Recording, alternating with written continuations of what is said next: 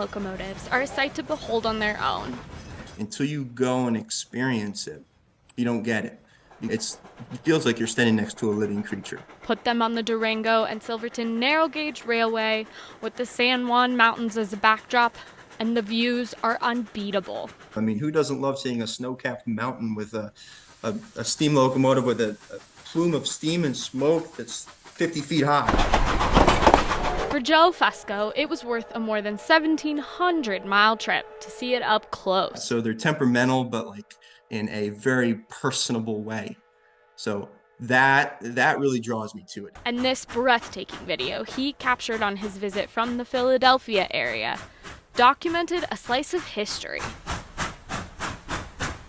Engine number 481 was the last locomotive on the railway to run on coal before being converted for oil use. For 125 years, until last spring, this is what powered the engines for the 45-mile trip from Durango to Silverton, shoveling coal into a firebox.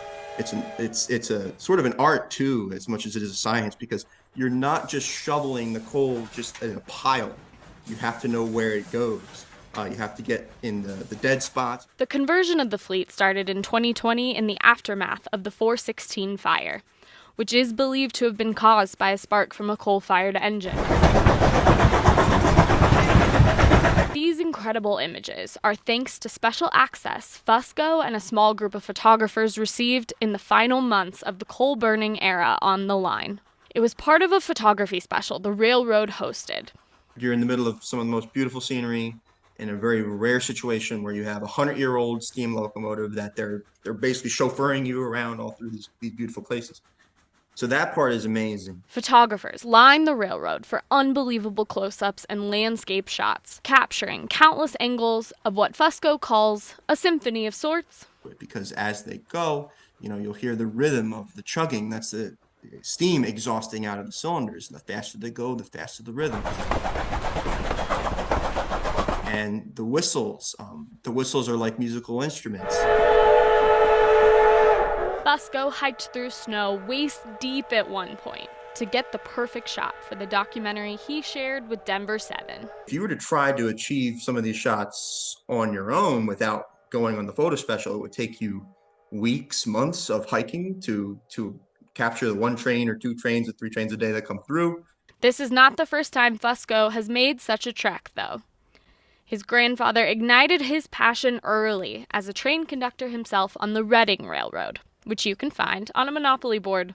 That love of trains was still in him long after he left the railroad, and he delighted in sharing it with me. The two would take trips with Fusco's father to see various trains and document their adventures. Fusco first came to Colorado when he was 15 years old. Whenever we'd go to a gift shop, we'd pick up a VHS tape of a railroad. Oh, we haven't been to this one. We'd watch the VHS tape, and that's how we learned about places like the Cumbres and Toltec, the Durango and Silverton, and watch those on repeat. Many years later, he continues to document trains across the country for others to share in the experience. My hope is to continue to be able to travel and document them and create an experience for people to see and maybe see the videos like I saw when I was growing up on my VHS tapes and say, hey, I want to go there. In Denver, Katie Parkins, Denver 7.